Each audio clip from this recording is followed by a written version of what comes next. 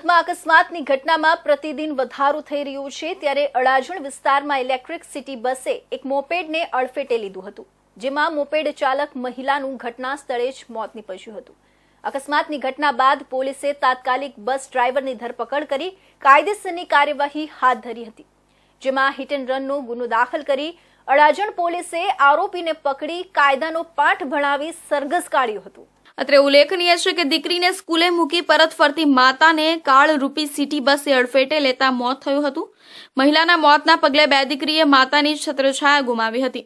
અકસ્માતની ઘટના નજીકમાં લાગેલા સીસીટીવીમાં કેદ થઈ હતી અને સુરતમાં માતેલા સાંઢની જેમ દોડતી સિટી અને બીઆરટીએસ બસ અનેક વખત અકસ્માત સર્જ્યા છે।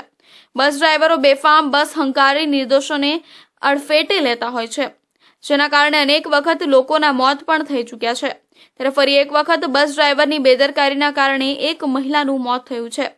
સુરતના અડાજણ વિસ્તારમાં શ્રીરામ પેટ્રોલ પંપની સામે ઇલેક્ટ્રિક સિટી બસે એક મોપેડ ચાલક મહિલાને અડફેટે લીધા હતા અને 42 વર્ષીય દિવ્યાબેન કમલેશભાઈ સોની રોજિંદા કામ મુજબ પોતાની દીકરીને સ્કૂલે મૂકી પરત જઈ રહ્યા હતા।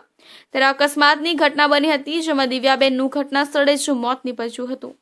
અડાજણ આનંદ મહેલ રોડ પર શ્રીરામ પેટ્રોલ પંપ 3 રસ્તા પાસે ઇલેક્ટ્રિક સિટી બસે મોપેડને ટક્કર મારી હતી, જેમાં અકસ્માત થતા દિવ્યાબેનને ગંભીર ઈજાઓ પહોંચી હતી, જેથી તેમનું ઘટના સ્થળે જ મોત નીપજ્યું હતું। માતાના મોતથી પરિવારજનોમાં શોકનો માહોલ છવાઈ ગયો છે।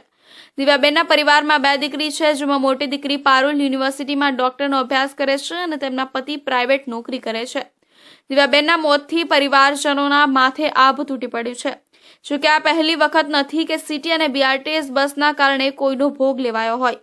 અવારનવાર આવી ઘટનાઓ બનતી રહે છે, પરંતુ સિટી અને બીઆરટીએસ બસની એજન્સીઓના નિયમો કડક ન હોવાથી ડ્રાઈવરો પોતાની મનમાનીથી બેફામ રીતે બસ ચલાવે છે, જેના કારણે અનેક વખત લોકોના ભોગ લેવાય છે। અડાજણ વિસ્તારમાં અકસ્માતની ઘટનામાં તાત્કાલિક જ પોલીસે બસ ડ્રાઈવરની ધરપકડ કરી છે અને કાયદેસરની કાર્યવાહી હાથ ધરી છે।